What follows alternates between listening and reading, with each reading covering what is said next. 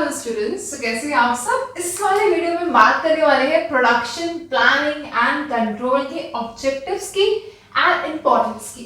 देखिए, अगर आपको एग्जाम में पूछ रहे हैं कि ऑब्जेक्टिव्स क्या हैं या नेचर क्या है प्रोडक्शन प्लानिंग एंड कंट्रोल का, तो हम इन 6 पॉइंट्स को याद करेंगे, समझेंगे और लिखे आ जाएंगे फटाफट से। तो सबसे पहले इसमें पॉइंट क्या आता है? सबसे पहला पॉइंट इसमें ये है systematic planning of production activities. यहाँ पे मैंने आपको उसमें बताया था कि प्रोडक्शन मैनेजर रहता है। कौन रहता है? Production manager. अब इस प्रोडक्शन मैनेजर का काम क्या रहता है? जितनी भी प्रोडक्शन एक्टिविटीज है उसकी सिस्टमैटिक प्लानिंग करता है। जब एक प्रॉपर तरीके से प्लानिंग करता है तो ऑफ कोर्स एफिशिएंसी बढ़ जाती है ना। What is efficiency? एफिशिएंसी का मतलब है कि ज्यादा से ज्यादा प्रोडक्शन और कम से कम कॉस्ट कम से कम और प्रोडक्शन ज्यादा से ज्यादा। ठीक है। Second point, to organise the production facilities like 5 M's to achieve stated production objectives. हमने इस बार सोचा कि हम इस महीने इतना प्रोडक्शन करेंगे। हमने एक एग्जांपल लिया था पिछली बार भी कि हम इस महीने for example 60 units of production करेंगे। कितने करेंगे? 60 यूनिट्स ऑफ प्रोडक्शन। ये हमारा एक ऑब्जेक्टिव है, स्टेटेड प्रोडक्शन ऑब्जेक्टिव। अब इसको अचीव करने के लिए हमने अपनी 5 चीजों को ध्यान में रखा। लाइक 5 M's बताया था मैंने आपको। मैन, मनी, मटेरियल और क्या बताया था पिछले वीडियो में बताया था पूरा। इसमें आपको मशीन्स, यस, मेथड्स। तो ये 5 M's को हमें अरेंज करना पड़ेगा। इनकी वर्कर्स, कैश अपना देखना पड़ेगा, अपने मटेरियल्स को देखना पड़ेगा, कौन सी मशीन यूज करें वो देखना पड़ेगा, एंड योर मेथड्स, किस तरीके के मेथड से आप प्रोडक्शन कर रहे हो। नेक्स्ट हम बात करते हैं थर्ड पॉइंट की, optimum means best use of what? Scheduling of resources. कि हम जिस भी तरीके से अपने रिसोर्सेज के हमारे जो मटेरियल्स हैं उसकी शेड्यूलिंग हमें इस तरीके से करनी है। शेड्यूलिंग मतलब उसका टाइम ऐसे रखना है ताकि हम उनका बेस्ट यूज कर पाए। मतलब क्या है कि हम उनका अच्छे तरीके से यूटिलाइजेशन कर पाए। नेक्स्ट पॉइंट है to conform obey the rules to deliver commitments. देखो, कुछ वर्ड्स होते हैं जिनको हम लिखते हैं like conform. It's not confirm, it's conform. Conform means हमें रूल्स को ओबे करना है। कैसे रूल्स को? जो हमने डिलीवरी के लिए कमिट करे थे कि हम इतने टाइम तक ये प्रोडक्शन करके आपको प्रोवाइड कर देंगे। तो ये चीज हो गई। नेक्स्ट है मटेरियल्स प्लानिंग एंड कंट्रोल। भाई मटेरियल्स की प्लानिंग करें कि हमें कौन सा इनपुट लेके कब कौन सा प्रोडक्शन करना है, कब कौन से मटेरियल्स लेके आने की प्लानिंग करें। फिर ये देखना कि हमने अगर यहाँ पे 60 सोचा था तो क्या वो 60 प्रोड्यूस हो पा रहा है, तो कंट्रोलिंग वहां पे आ जाता है। अगर नहीं हो पाता है तो इफेक्टिव मेजर्स हम लेते हैं। Next is to be able to make adjustments due to changes in demand and rush orders. कभी-कभी ऑर्डर्स बहुत जल्दी, रश मींस फास्ट। कभी-कभी ऑर्डर्स बहुत जल्दी आते हैं और कभी-कभी क्या होता है जो मार्केट है उसमें डिमांड बदलती रहती है। कभी कस्टमर को किसी प्रोडक्ट की डिमांड होती है, कभी किसी और प्रोडक्ट की होती है। सीजन्स के अकॉर्डिंग, ट्रेंड्स के अकॉर्डिंग जो डिमांड्स हैं वो भी चेंज हो जाती हैं। तो इसकी वजह से क्या होता है, एडजस्टमेंट्स करने यानी कि चेंजेस करने भी जरूरी है। एडजस्टमेंट्स का मतलब यहाँ पे है चेंजेस। ओके, तो ये हमारे 6 पॉइंट्स हो गए किसके? Objectives of production planning and control. इसके बाद हम बात करेंगे importance of production planning and control की। Okay, now let's talk about importance of production planning and control. The first point is better services to customers.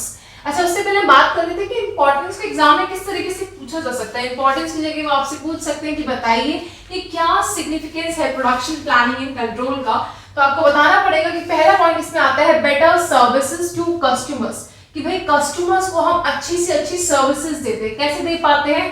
क्या services better दे पाते हैं? जो भी हम प्रोडक्ट्स दे रहे हैं उन्हें डिलीवरी कर रहे हैं टाइम पे, नंबर 1 पॉइंट।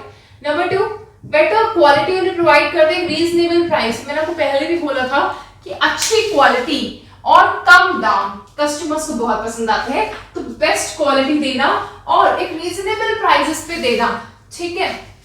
तो इससे क्या होता है, हम क्या कर रहे हैं, इस तरीके से हम कस्टमर्स को अच्छी सर्विसेज दे रहे हैं, नंबर 1 पॉइंट। नंबर 2, अगर हम प्रोडक्शन प्लानिंग एंड कंट्रोल की बात करें यहाँ पे, तो इसको करना जरूरी क्यों है? इसको करना इसलिए जरूरी है ताकि कम से कम फ्यूअर रश ऑर्डर्स हो। रश ऑर्डर्स क्या होते हैं? हमने आपको बताया था, देखो फास्ट, जल्दी जो ऑर्डर्स हम देते हैं ना, मतलब कि हमें जल्दबाजी ना करनी पड़े किसी भी चीज में, हम आराम से काम कर पाए, ठीक है। तो fewer rush orders and less overtime in delivering the orders. इसका मतलब क्या? And less overtime in delivering the orders, कम से कम टाइम लगे ऑर्डर्स को डिलीवर करने में। Okay, third point is better हमारे पास जो इन्वेंट्री रहती है उसका हम पूरी तरीके से कंट्रोल अपने पास लेके चले। इन्वेंट्री मींस यहाँ पे क्या है, stock, means reduces unnecessary investment in inventory. इसका मतलब ये है कि अगर हम इन्वेंट्री का बेटर तरीके से कंट्रोल कर पाएंगे, हमें पूरी तरीके से पता है कि इन्वेंट्री को किस तरीके से कंट्रोल करना है, कि अंडर स्टॉकिंग भी नहीं करनी है, ना ही ओवर स्टॉकिंग करनी है, स्टॉक मेंटेन करके चलना है। उससे क्या होगा, हम फालतू में इन्वेंट्री में पैसा खर्च नहीं करेंगे, तो यहाँ पे हमारा जो मनी है वो यहाँ पे बच जाएगा। Reduces idle time. What is idle time? Idle time सिर्फ खाली समय है, उसमें क्या उसको रिड्यूस कैसे कर पाते हैं? Materials and other facilities are readily available to the workers on time.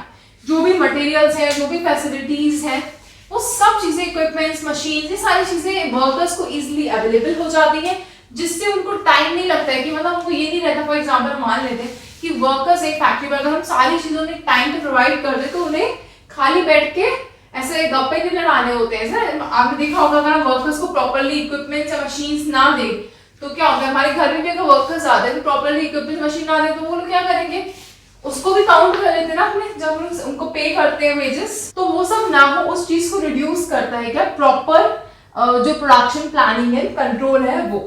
Next आता है good public image. Public image क्या है भाई, जो आप ऐसे देखो, जो आपकी एंटरप्राइज, जो आपकी फर्म है, उसके अपनी खुद की गुडविल होती है, तो उसका क्या रहता है, वो एक अच्छी गुड पब्लिक इमेज या गुडविल बन पाती है। कैसे बन पाती है? अगर हम प्रॉपर तरीके से, प्रॉपर एंड एफिशिएंट तरीके से planning, production planning and control करते हैं, तो कहीं ना कहीं आप देखो कस्टमर सेटिस्फाई होता है, क्योंकि उसको क्या हो रहा है, उसको अच्छा प्रोडक्ट मिल रहा है, ठीक है, रीजनेबल प्राइसेस पे मिल रहा है, तो कस्टमर सेटिस्फाई होता है।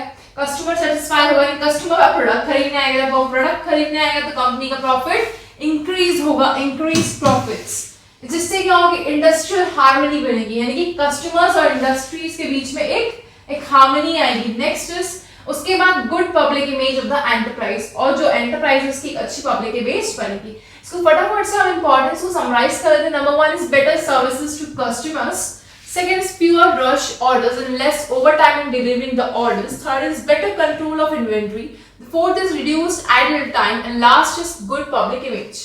I hope आपको ये सारी इंपॉर्टेंस जो है प्रोडक्शन प्लानिंग एंड कंट्रोल की समझ आई होगी, and please like, share and subscribe to the channel College Tutor. Thank you.